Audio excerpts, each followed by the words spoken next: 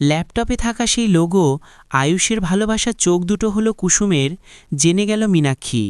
বিস্তারিত জানতে ভিডিওটিতে লাইক দিয়ে শেষ পর্যন্ত দেখতে থাকুন। গল্পের শুরুতে দেখা যায় ইন্দ্রাণী বলে, কুসুম আমাদের রূপে লক্ষ্মী, গুণে সরস্বতী, আর তাই আমি কুসুমের ওপর আরেকটু দায়িত্ব চাপাতে চাই। রাজ, কুসুম শুধু আমাদের নয়, আমাদের দুই ছেলের জীবন রক্ষা করেছে। দেবলীনার হাত থেকে ঈশানকে রক্ষা করেছে, মেঘার হাত থেকে আয়ুষকে রক্ষা করেছে, আর সেজন্যই আমি ওর ওপর আরেকটু দায়িত্ব চাপাবো। আয়ুষ বলে, মা তুমি একদম ঠিক বলেছ, কিন্তু ওকে তুমি আবার কি দায়িত্ব দেবে? ও তো এমনিতেই কত দায়িত্ব সামলাচ্ছে। ইন্দ্রাণী বলে, আমি জানি ও অনেক দায়িত্ব সামলাচ্ছে, কিন্তু তাও আমি কুসুমকে আমাদের বাড়ির বড় বউ। তখনই মীনাক্ষী বলে ওঠে, এমা দিদি, তুমি কুসুমকে এই বাড়ির বড় বউ করতে চাচ্ছ? দিদি। ইন্দ্রাণী বলে, ছোট একটা কথাকে মাঝখানে কাটলে তার মানে বদলে যায়। চুপ। কুসুমকে আমাদের বাড়ির বড় বউ খোঁজার দায়িত্ব দেব। আমি আজকে কুসুমকে দায়িত্ব দিলাম আয়ুষের জন্য যোগ্য জীবনসঙ্গী খোঁজার। আমারই খুঁজে নেওয়ার দায়িত্ব ছিল, কিন্তু ভুল স্বীকার করতে আমার কোনো অসুবিধা নেই রাজ। আমি দুবার ভুল করেছি, কিন্তু এত ছোট হওয়া সত্ত্বেও কুসুম ভুল মানুষদের কেমন চট করে চিনে ফেলে, আর সেজন্য আমি কুসুমকেই আমার এই দায়িত্ব দিলাম। রাজ বলো, ঠিক আছে, তুমি যা ভালো মনে করবে তাই হবে। ইন্দ্রাণী বলে, কি কুসুম, তুমি এই দায়িত্ব পালন করবে তো? আয়ুষ বলে, অফিস থেকে এই সময় ফোন দিয়েছে কেন? তারপর আয়ুষ ইন্দ্রাণীকে বলে, মা, আমাদের ব্র্যান্ডের লোগোকে বেস্ট লোগো অ্যাওয়ার্ড দেওয়া হয়েছে।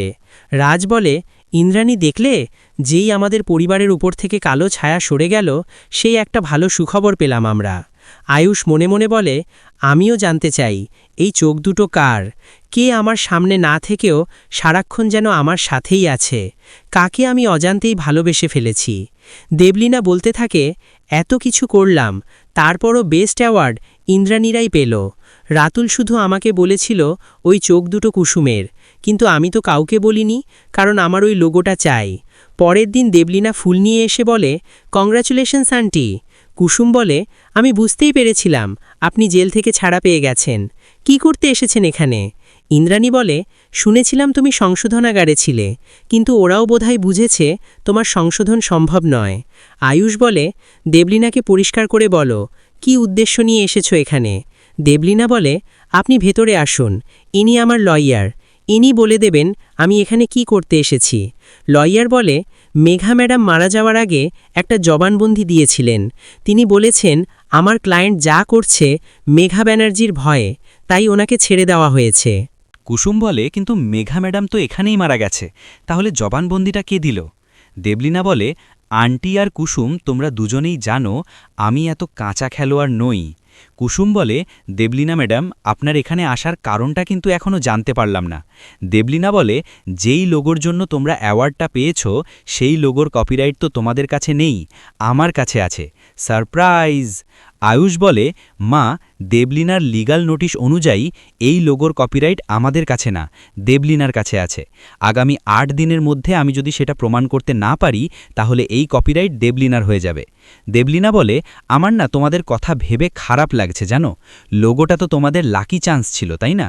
৮ দিন পর যখন লোগোটা আমার নামে হবে, তখন অ্যাওয়ার্ডটা তো আমিই পাবো। দেখা হচ্ছে ঠিক ৮ দিন পর। আয়ুষ বলে, রাতুল এই লোগো ক্রিয়েট করেছে, আমি শিওর এর সাথে দেবলীনার কোনো কানেক্ট নেই। রাতুল নিজেই জানতো না এই চোখ দুটো কার। রাজ বলে, এটা যে ভুয়া সেটা প্রমাণ করার জন্য এই চোখ দুটো কার সেটা খুঁজে বের করতে হবে। কুসুম ঈশানকে বলে, আপনি আবার কোথায় যাচ্ছেন? ঈশান বলে, দেবলীনাকে উচিত শিক্ষা দিতে, জাদুঘর।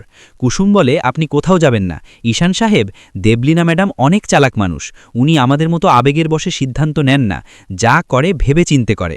এর জন্য দেবলীনা ম্যাডামকে ফাঁদে ফেলতে হলে আমাদেরও প্ল্যান করতে হবে। ওইদিকে আয়ুষ ঈশানকে বলে, রাতুলের সিস্টেমে কিছু নাই, আমি বুঝতে পারছি না রাতুল এই পুরো বিষয়টা সবার থেকে আড়াল করল কেন। ঈশান বলে, ভাইদা, দেবলীনা আমাদের সাথে ঝামেলা করবে বলে এমন করছে।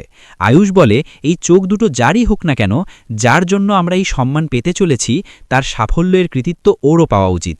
ঈশান, যেভাবেই হোক দেবলীনার হাত থেকে এই লোগো আমাদের বাঁচাতে হবে। আয়ুষ মনে মনে বলে, তোমাকে খুঁজে পেলে আর কোথাও হারিয়ে যেতে দেব না, শুধু একবার সামনে এসো। পরবর্তী আপডেট সবার আগে পেতে চ্যানেলটি সাবস্ক্রাইব করুন।